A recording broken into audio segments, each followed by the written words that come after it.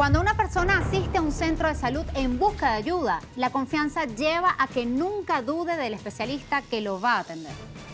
Hasta el mes de abril de este año, el Ministerio Público inició la investigación en 65 casos por mala praxis y ejercicio ilegal de la medicina.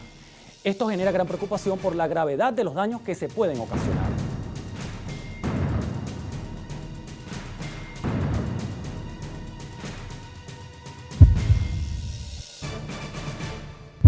Para dar inicio a nuestro programa les recordamos que pueden escanear el código QR que aparece en pantalla para disfrutar de todo el contenido exclusivo que tiene el canal número 1 de la televisión venezolana, Televen.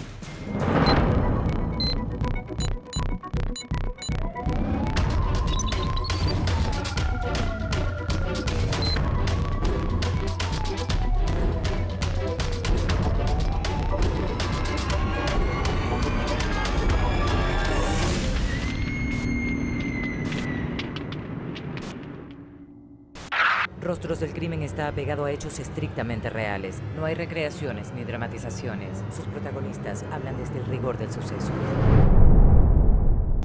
Una mala práctica del ejercicio de la profesión médica es conocida con el término mala praxis y sus consecuencias pueden ser para siempre. Incluso los resultados pueden ser fatales. Se me ocurre una cita del Código de Hammurabi que decía: si el médico con su cuchillo de bronce le hiciera una herida al paciente y le produjere, incluso le abriera una cavidad orbitaria y le salvara el ojo o le salvara la vida, se le pagarán 10 senkel de plata. Mientras que si le causara la muerte o perdiera el ojo, serán cercenadas las manos del médico cirujano que obrare, digamos, mal.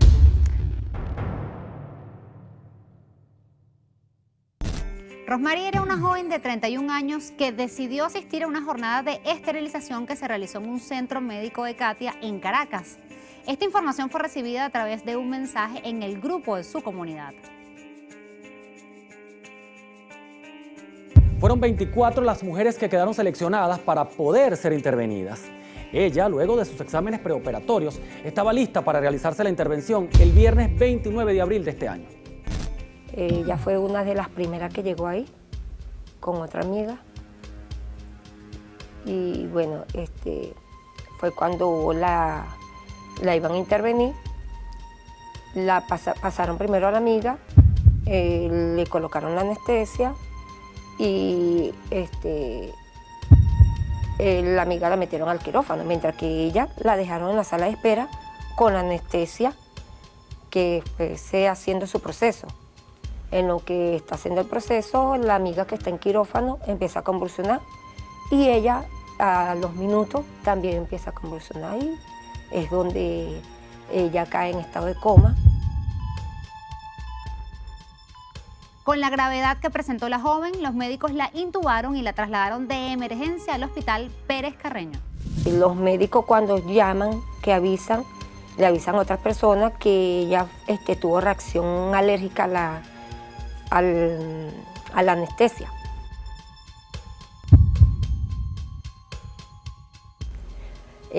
Llamaron, como eso sucedió a las 10 de la mañana y nos avisan a la 1 de la tarde que ya había tenido esa reacción y que estaba entubada en el Pérez Carreño, que fuéramos hasta allá.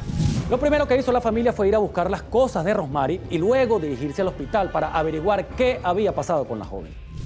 Nos explican, es cuando llegamos al Pérez Carreño, las mismas enfermeras nos explicaron de que ella llegó con una dosis sobrepasada de anestesia, ella y la amiga, porque ni sabíamos que era la amiga también.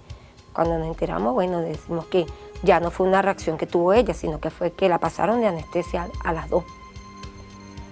Y los médicos nos dijeron que el médico mismo, el anestesiólogo, fue en la ambulancia con ella, las ingresó, que estaba muy asustado, muy nervioso, y que, bueno, que había sido una mala praxis de él. Pero en sí, nunca supimos cómo se llamaba el anestesiólogo, ni los médicos que la estaban atendiendo a ella. Hasta el momento, no sabemos todavía quiénes fueron. Los médicos le informaron a la familia que la joven tenía muerte cerebral, Rosemary estuvo intubada 12 días y el 8 de mayo fue cuando su corazón dejó de latir. El personal de la alcaldía que organizó la jornada se hizo cargo de todos los gastos médicos mientras la joven estuvo en terapia intensiva. El doctor nos dijo que ella falleció de un paro respiratorio. Habló con las doctoras y le dijo, doctora, ¿qué le colocamos en el acta de defunción?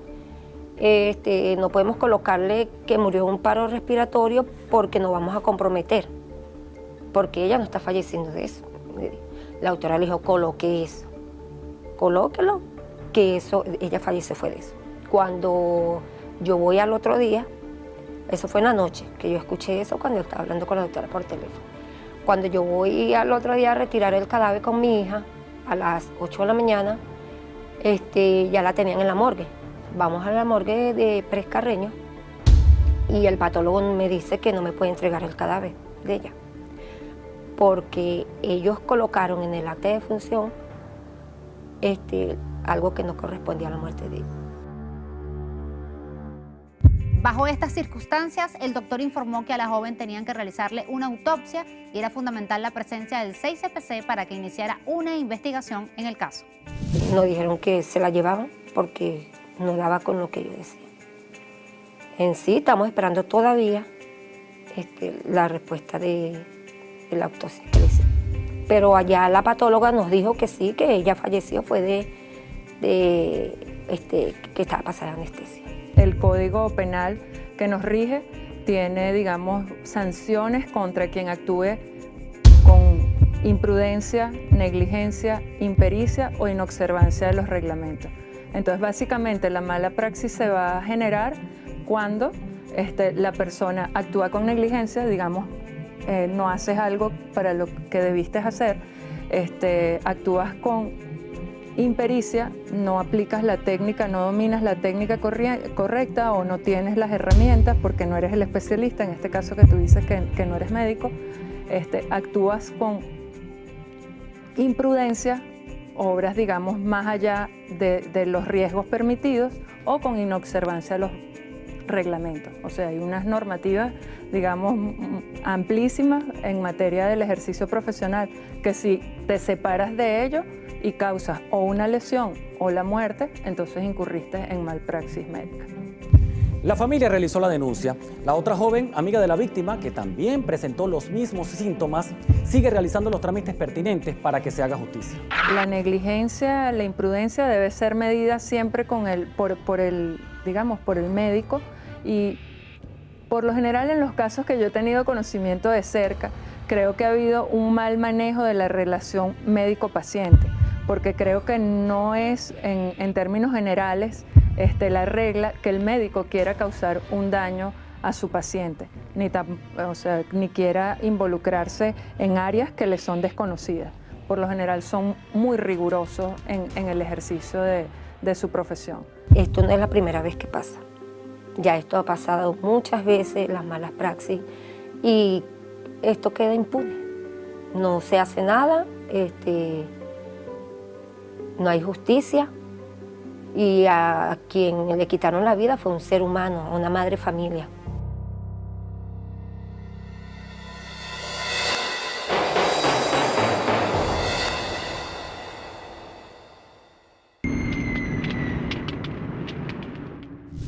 Son diversos los casos que se presentan en el país de mujeres que han sido víctimas de una mala praxis debido a una intervención quirúrgica por miomas en el útero. Esta noche conoceremos el caso de Azul Rondón, una mujer de 40 años que fue sometida a una miomectomía, el cual es un procedimiento médico para extirpar fibromas uterinos. Sin embargo, la operación no resultó como ella se lo esperaba, ya que tuvo complicaciones en el área de la vejiga. Al salir del quirófano me encuentro con una pérdida involuntaria de orina. El ginecólogo me evalúa, me colocan una sonda urinaria y me remiten a un urólogo. Me dicen que tenía que esperar un lapso de 21 días para ver si dejaba de perder orina espontáneamente. Pasó el tiempo, seguí perdiendo orina y el urólogo me indica que tengo que operarme. Comenzamos a recaudar fondos porque no teníamos dinero para costear dicha intervención. Mi hermana y mi esposo se dirigen a la clínica donde fui intervenida para ver si recibía algún tipo de apoyo, puesto que la fístula vesicovaginal se había efectuado durante esa cirugía que me habían hecho ahí. El ginecólogo que me operó le informa que no puede ser responsable. Aziul se ha tenido que someter a varias cirugías para reparar el daño que le fue causado por la miomectomía. En la segunda cirugía se encuentran con que no había cerrado completamente la fístula. Había un uréter fuera de lugar. El uréter es el que lleva la orina desde el riñón hasta la vejiga, y eso también yo lo tenía lesionado. Pasa el tiempo, persiste la fístula vesicovaginal, sigo perdiendo orina y nuevamente los médicos me dicen que tengo que ser sometida a otra cirugía. Llega el día, me operan y paso un mes con sonda urinaria puesta, sigo perdiendo orina. Los médicos me dan unos días más para ver si cerraba la fístula. No cicatrizó totalmente y me informan nuevamente que debo ser operada. A pesar de tener 8 días de ser operada, agradecemos el valor y la disposición de esta señora para compartir su historia con nosotros.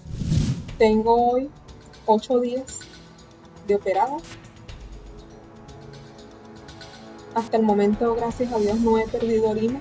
Antes, al solamente el ponerme de pie, el orina salía espontáneamente. En esta tercera intervención quirúrgica para corregir la fístula vesicovaginal, los urólogos me han hecho un injerto de piel para cerrar esa fístula. Estoy de reposo, con sonda, tengo un drenaje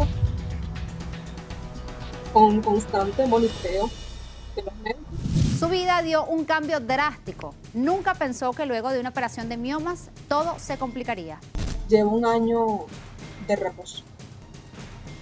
Soy educadora, soy una mujer activa y debido a esa lesión que me hicieron en esa miomectomía, llevo un año sin trabajar, un año en casa, porque constantemente ha sido un año usando sonda urinaria, un año presentando infecciones urinarias, un año tomando medicamentos, un año utilizando toallas clínicas, un año en el que me cambió la vida. En un abrir y cerrar de ojos me cambió la vida. El apoyo y el cariño de sus familiares y amigos es indispensable cuando se presentan este tipo de situaciones. Durante este año he conocido otras señoras que también están padeciendo lo mismo. También tienen fístulas vesicovaginales y son procesos de salud muy fuertes, los cuales yo considero que los médicos pueden evitarlo. Son seres humanos y pueden presentarse situaciones inconvenientes en el momento de la cirugía, pero yo pienso que pueden evitar, porque en el momento de hacer una cirugía de ginecología hay órganos muy importantes como son los intestinos y la vejiga muy cerca del útero, muy cerca de la zona donde ellos van a trabajar. Entonces deberían asesorarse, deberían especializarse más en ese tipo de operaciones quirúrgicas que ellos hacen. Hoy ella, desde su experiencia, deja un mensaje para todas aquellas personas que presentan una condición médica. Todas las personas que vayan por cualquier malestar físico, por cualquier situación de salud, asesórense. Busquen muchas opiniones antes de tomar la decisión de operarse. Indaguen, hagan miles de preguntas a los médicos.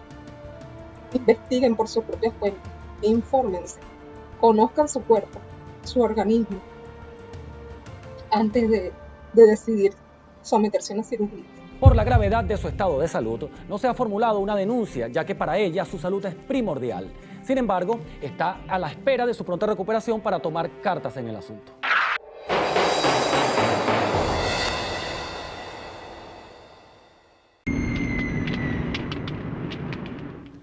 La salud no es un tema que deba tomarse en juego. Sin embargo, existen personas sin escrúpulos que no tienen conocimientos, titulaciones o especializaciones médicas y aún así han decidido estafar a quienes en busca de mejoras para su salud confían la vida en manos de estos supuestos médicos. Estas personas que practican ilegalmente la medicina ponen en riesgo el bienestar físico de los pacientes y por no tener los conocimientos pertinentes terminan realizando muchas veces una mala praxis. Yo tenía 2 años padeciendo de miomas y en abril del 2018 logré al fin que un médico primo de una compañera de trabajo accediera a operarme porque la hemoglobina no lograba subirla de 8 y con esos valores ningún médico quería atenderme. Este médico accedió, luego de también cancelarle aparte del seguro médico, hubo que cancelarle $200 que la empresa gentilmente me los donó. Él me opera y el día de la operación simplemente me dijo que había sido complicada. A Marbelia le dijeron que aunque se complicó un poco la operación, todo estaba bien, que le habían realizado una transfusión, pero que no había de qué preocuparse. Pero yo lo noté muy nervioso con el tema de la sonda, que me la retiraran, Al segundo día salgo de clínica, me paré, todo muy bien. Y a los 8 días empecé con pérdida de orines vaginal y lo contacto. Él me atiende en otro centro asistencial en El Paraíso y me indica que tengo una fístula y que debo buscar un urólogo. Esta persona no solo le estaba ocultando información sobre su salud, sino que se desentendió totalmente del caso. Luego de que él me dice que es una fístula, es que yo caigo en cuenta de las complicaciones que podía generar una histerectomía. El porcentaje es muy pequeño, no llega al 1% de esas complicaciones dentro de la histerectomía, pero esas complicaciones van amarradas a la pericia del médico y al centro hospitalario y a las condiciones de la paciente. Indudablemente hubo una complicación porque mis órganos estaban apiñados, pero yo como paciente estaba en mi derecho de saber que mi vejiga había sido afectada y de que él la suturó. Y hay procedimientos que pueden impedir que se llegue a una fístula si la vejiga está afectada. Claro, al dejarme ir y mi vejiga empezar a funcionar, esa sutura se abrió y se unió con mi canal del útero. Marbelia, luego de lo sucedido, tomó acciones legales y denunció al doctor por las consecuencias que sufrió. Cuando el médico me dice que es una fístula y se desentiende de mí, ya no me contestaba al teléfono, yo tomé la decisión de denunciarlo en el colegio médico en Las Mercedes. De allí me dijeron que tenía que ir a la federación. Fui a la Federación Médica en Santa Fe, lo denuncié, me atendió el comité de ética, bien amable el señor. En todo momento me dijeron que era una complicación. Ellos nunca dicen que fue un error, no, es una complicación. Dije, ok, es una complicación. Yo no diría que es una complicación, sino un error y él no me dio el diagnóstico. Lo llaman, pero simplemente le dieron un jalón de oreja. Él me contactó y me llevó al hospital militar. La primera vez me atendieron bien, pero ya la segunda vez que fui sin él me atendieron muy mal, un trato muy despectivo y decidí no ir más. En enero del año 2019, la paciente se realizó nuevamente una intervención quirúrgica por otra especialista y en otro centro médico. La segunda cirugía fue en la clínica Maye. La doctora que me atendió allí, la uróloga, una doctora con mucha experiencia, y me dijo que la cirugía fue bien complicada porque tenía los intestinos pegados de la pared abdominal. Me dice, no sé cómo literalmente me dijo, parece que te cosieron como un pollo, me dijo. Esas fueron las palabras de ella, no te cosieron bien, las paredes abdominales no estaban bien adheridas, eso se pegó, de hecho, esa noche todavía mis intestinos no se movían, no había movimiento y la cara de aterrada de ella me dice, si no se mueven, tienes que entrar a quirófano otra vez.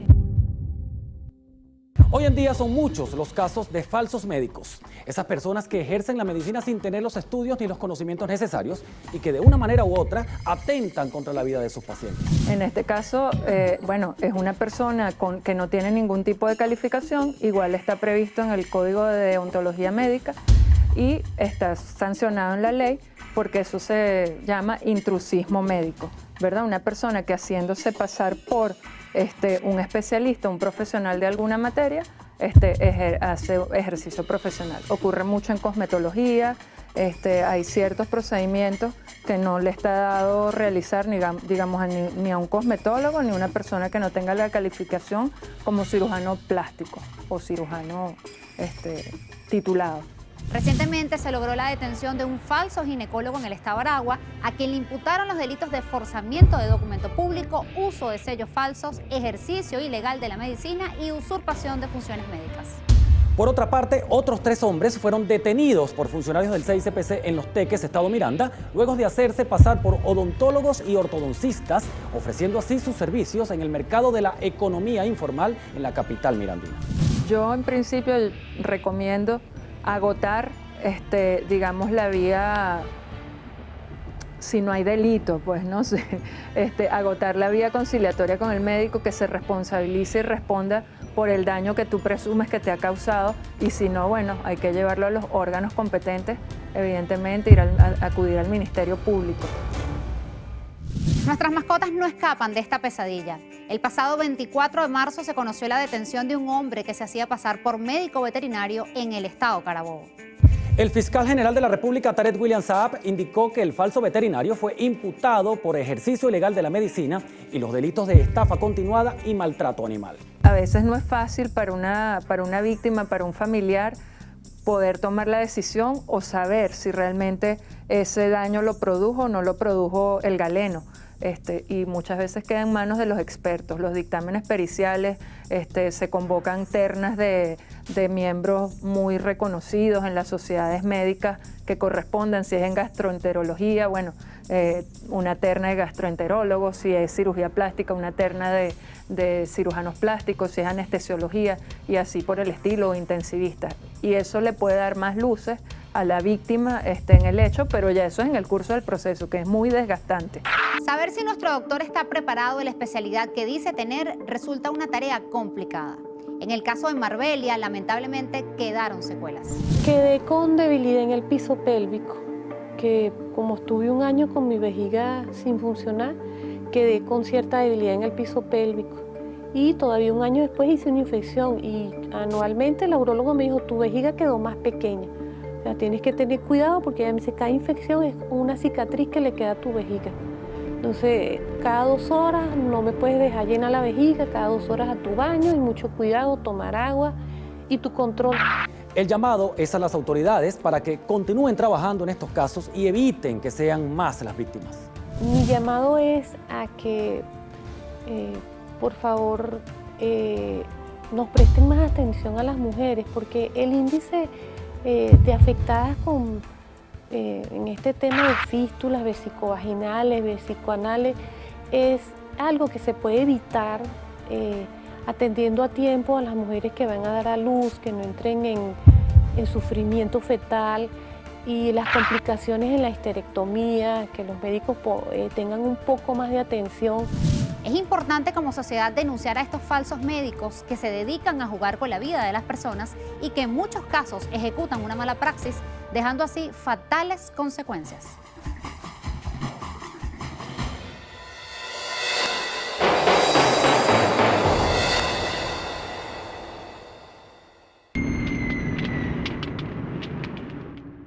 El fiscal general de la República, Tarek William Saab, anunció que el Ministerio Público continúa el proceso de investigación. Esto ante la cantidad de casos de falsificación de títulos médicos en diferentes especialidades y los cuales han provocado graves secuelas.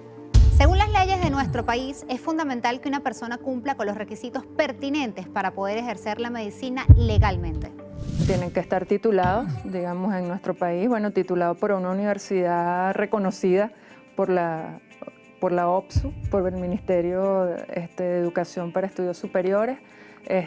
Tiene que tener un título de especialista en el área. Digamos, si usted es traumatólogo, independientemente que sea residente de segundo año o de tercer año y todavía no se ha titulado como médico cirujano plástico, usted no puede participar en una cirugía plástica.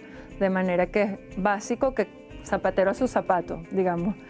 Si tú eres traumatólogo, tú reduces las fracturas, te encargas de esas áreas, rectificarás, no sé, columnas vertebrales, el neurocirujano se encargará de sus áreas de conocimiento y dentro de las sociedades médicas el conocimiento está muy seccionado. Cada uno sabe en qué área puede operar y en cuáles áreas no. El pasado 21 de junio, el Cuerpo de Investigaciones Científicas, Penales y Criminalísticas dio a conocer que en Punto Fijo, Estado Falcón, se capturó a un falso médico ginecobstetra por violencia sexual y actos lascivos. En materia de violencia obstétrica es muy interesante porque hay un manual del Ministerio de Sanidad y Asistencia Social, que así se llamaba en su momento, que tiene, digamos, reglado cantidades de circunstancias, de hecho, en los cuales haya un desprendimiento de placenta. Entonces tiene todo con rigor y los esquemas que debe seguir un médico ginecobstetra para asistir a esa paciente. ¿Existen consecuencias legales para aquellas personas que practiquen clandestinamente la medicina? Se abre una investigación por el Ministerio Público, es igual por la comisión de un hecho punible. En materia de malpraxis tenemos en la novedosa ley de violencia contra la mujer.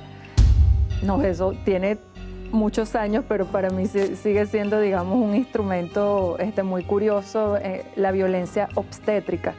Y es calificada, digamos, tiene en el tipo penal incluso quien obligue a parir a la mujer en posición supina, pudiendo existir las condiciones para el parto vertical, incurre en violencia obstétrica. Si estamos hablando de un homicidio intencional, la pena, digamos, es mucho más severa, puede ir de 12 a 18 años y, bueno, y la persona ser procesada conforme a un delincuente, digamos, común, por decirlo de alguna manera. La abogada Liceloto Moreno explica que los pacientes tienen todo el derecho de saber si el médico está calificado para atender su salud. Si uno tiene dudas, uno tiene derecho como paciente, y eso se encuentra plasmado en el Código de Deontología Médica, tanto los derechos que tiene el médico como los derechos que tenemos nosotros cuando acudimos a una cita como paciente. Incluso discutir, el Código de Deontología tiene 9 ordinales, el artículo que habla de los deberes de los derechos del enfermo, y habla incluso de conversar, digamos, negociar con tu médico los honorarios, porque esos honorarios, doctor, es ese el tratamiento que me corresponde. Y bueno, en este caso yo creo que es un derecho de uno, porque es tu cuerpo, poder saber si la persona realmente está calificada.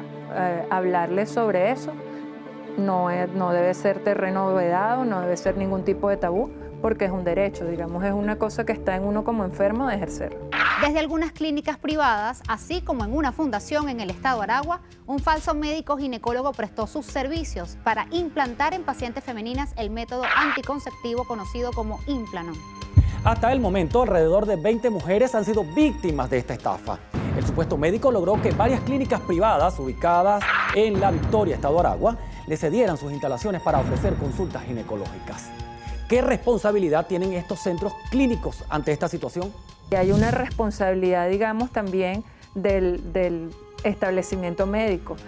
Existe la acción civil procedente de delito. Entonces vale la pena estudiar un poco al abogado al que tú le entregues tu caso, si después de que se determinó que efectivamente existe la responsabilidad de ese médico, o es una persona que no está calificada, digamos, para realizar traumatología u obstetricia o cirugía plástica, sino otra de las áreas, qué grado de responsabilidad allí existe del centro que expende salud, porque efectivamente lo hay. La relación del médico con sus pacientes es muy importante, puesto que les proporcionan información y tratamiento que puede ser vital. Por esto, estudiar y prepararse constantemente en el tiempo estipulado es fundamental. Mi hermano es médico, él estudió 6 años pregrado, estudió, después hacen un rural, que es un año más, ahí van 7, después, que es un artículo de la ley de medicina que terminan de hacer el rural, y después hacen una especialidad. Por cierto, mi hermano es anestesiólogo, él hizo 3 años de anestesiología. Entiendo que para ser cirujano también se requieren 3 años de especialidad, que los están elevando a 4 años. De manera que yo no sé si la madurez, digamos, profesional de una persona para poderse enfrentar a eso que es dar, digamos, prolongar la vida, la recuperación, el diagnóstico y garantizar la integridad física de una persona se pueda lograr en 3 años. Lo pongo en duda. La abogada Moreno nos relata un caso de mala praxis en el cual el anestesiólogo descuidó totalmente a su paciente. Estando en la fiscalía, uno que para mí fue muy, muy doloroso, fue una señora que le ingresaron en una clínica a realizarse una histerectomía, una mujer joven de 42 años, 41 años de edad, y en el mismo momento que ella ingresa en el quirófano, ingresó una anciana lesionada producto de un accidente de tránsito. En la clínica solo había un anestesiólogo, y el anestesiólogo, en vez de amarrarse a su paciente que se iba a hacer su histerectomía, cayó, digamos, muy posiblemente no por mal, en la tentación de ir y asistir y darle anestesia para que intervinieran a la ancianita. Y esta señora quedó en estado vegetativo. Hubo un error por parte de este señor, del anestesiólogo, moviéndose del quirófano, porque tú no puedes soltar a tu paciente. Bueno, lo que pasara ya con el paciente que llega es otra cosa. La atención adecuada de la salud no es negociable. Debemos cuidarnos y aunque algunas veces escapa de nuestras manos, debemos evitar ser víctimas de estos supuestos médicos. Tú tienes como el derecho, ¿verdad?, como enfermo, de tener de la contraparte una oferta que a ti te dé, digamos, paz, te dé armonía para tú recuperar, digamos, tu salud y mantener en buenas condiciones tu vida. Yo creo que es un ejercicio, un derecho, mantenernos siempre activos, que yo creo que, bueno, un poco nosotros en el país se nos ha olvidado o hemos dejado de lado el ejercicio de los derechos porque creemos que nunca se van a cumplir, pero somos cada uno de nosotros, o sea, cada uno tiene como en sus manos esa posibilidad. El derecho fundamental que tenemos después de la vida es la integridad física. A los médicos le ponemos en sus manos el bien más preciado que tenemos, nuestra vida.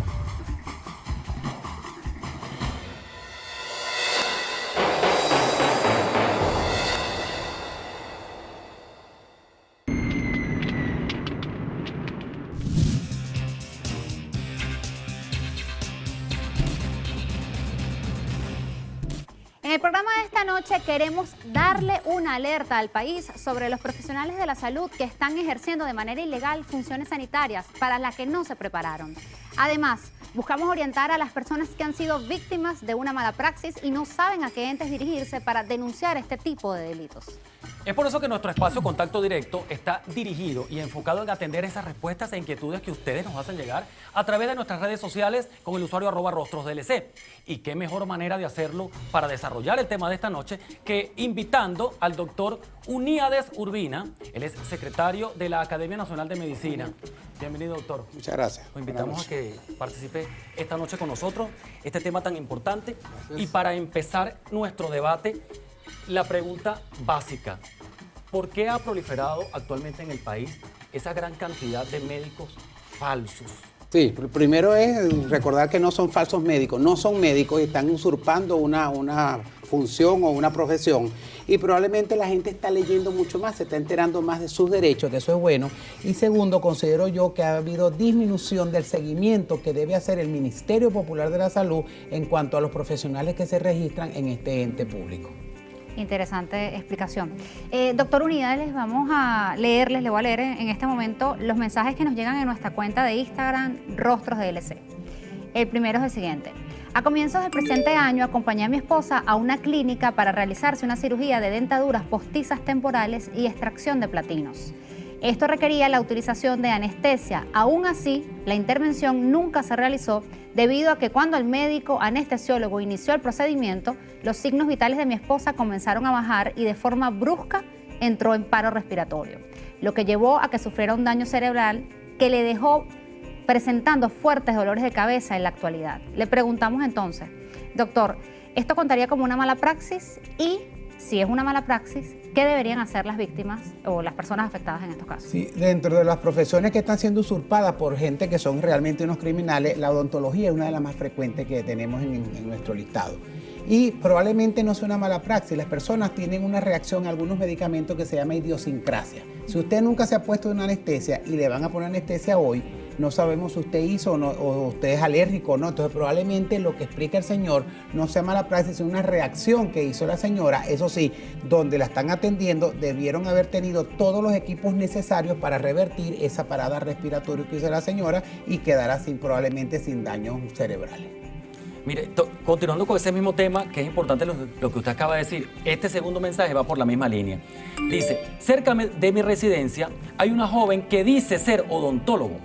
Mi prima se realizó un tratamiento de conducto y agarró una fuerte infección bucal. Quisiera que este tipo de situaciones parara, ya que pueden causar daños mayores. Pensé en denunciar, pero me da miedo que tomen represalias contra mí.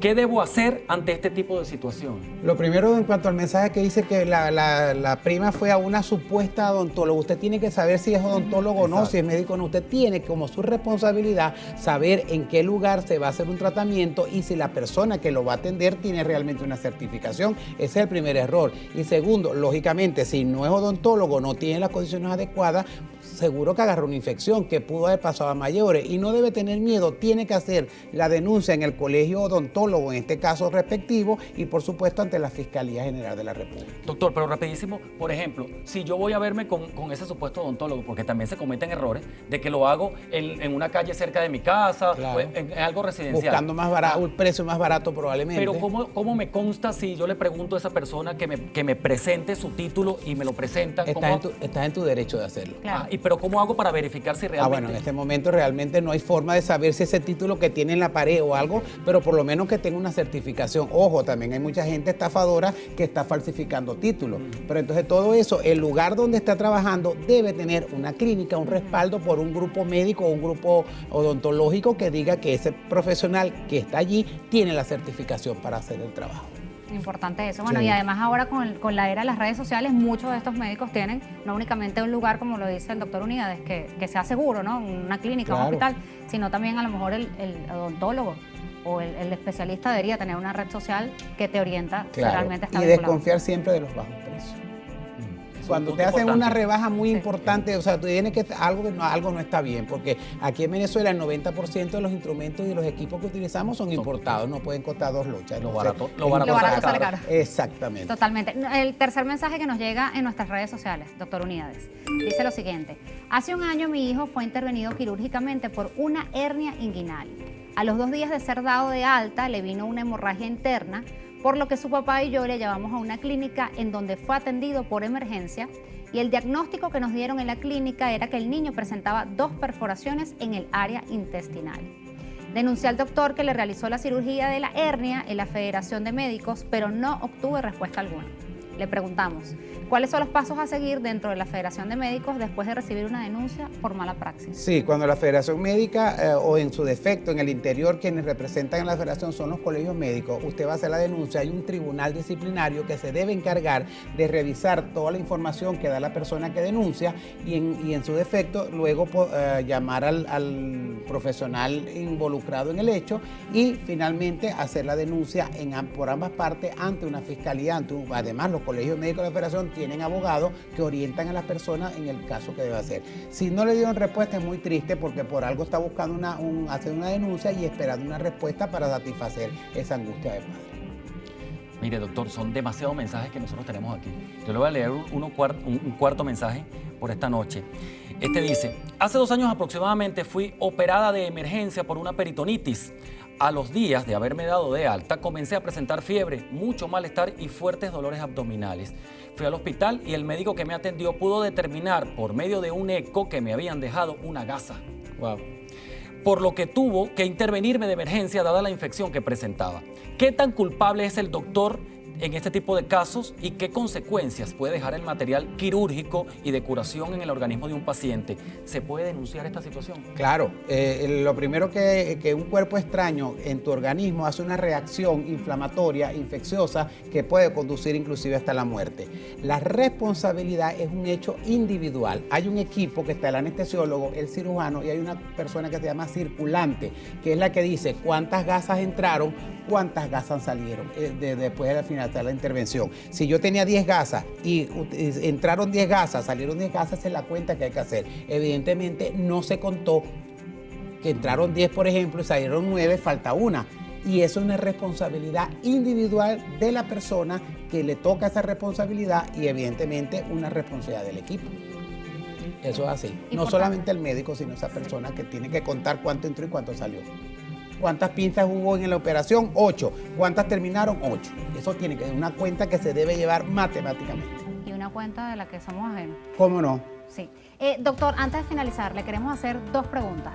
Una, que de alguna manera ya lo ha dicho a lo largo de este espacio Contacto Directo, pero ¿qué mensaje le da a las personas que han sido o que pueden ser víctimas de una mala praxis? ¿Y qué mensaje le da a los profesionales de la salud que pueden ser juzgados por una mala praxis cometida por unas personas que no son profesionales de la salud? Claro, a las personas pues que siempre tienen que ubicar quien les va a intervenir de algún tipo, desde ponerle una inyección hasta hacerle una gran cirugía, saber en qué lugar, y deben preguntar si ese lugar donde lo van a intervenir tiene una terapia intensiva, están con los equipos necesarios, porque nadie está exento de hacer una parada o una cardiorrespiratoria o una reacción idiosincrática a algún medicamento, alguna anestesia.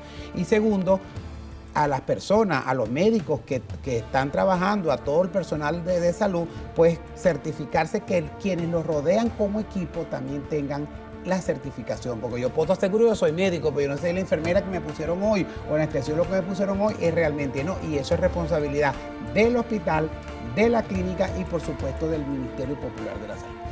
Bueno, doctor, no queda más sino agradecer su disposición de haber venido esta noche a compartir con nosotros y de darnos esas recomendaciones tan importantes. Nosotros, bueno, de esta manera llegamos al final de nuestro programa por el día de hoy y siempre le vamos a recordar que estamos a su disposición a través de nuestras redes sociales con el usuario @rostrosdlc para que nos haga llegar todos sus comentarios e inquietudes. Nosotros estamos dispuestos a atenderlos. También es importante que usted se lleve nuestro correo electrónico para que nos haga llegar sus casos. Es rostrosdelcrimen@gmail.com. Mi cuenta en Twitter es @DavisRamírez y en Instagram @soyDavisRamírez. Las mías, Angélica Report en Twitter y Angélica Reporter en Instagram. Recuerden que pueden escanear el código QR que aparece en pantalla para que disfruten del contenido extra que el canal número 1 de Venezuela, Televen, tiene para ustedes. La cita es el próximo martes cuando nuevamente nos sentemos frente a frente con los rostros del crimen. Paisajes hermosos donde se sustenta el crimen. Hermanos se atacan entre sí con proyectiles. Tensión en la situación, se sobrevive dando mucho más de lo poco que recibes. Mueren jóvenes, su madre llora. Plegarias no callan el cantar de la flor. Y las generaciones se pierden con el paso de las horas. Y ahora, unos son presas y otros devoran. Calles de sorpresas como la caja de Pandora, donde mantengo la esperanza a pesar del diluvio. Y la superación y el estudio como refugio. Sigo caminando en estos suelos sin que me detenga el miedo.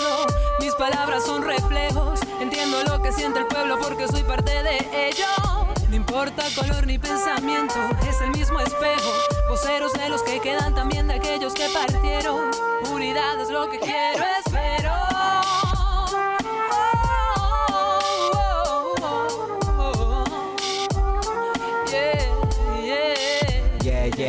Yeah. Subjetivo quien produce. Proverso, Valeria Áñez.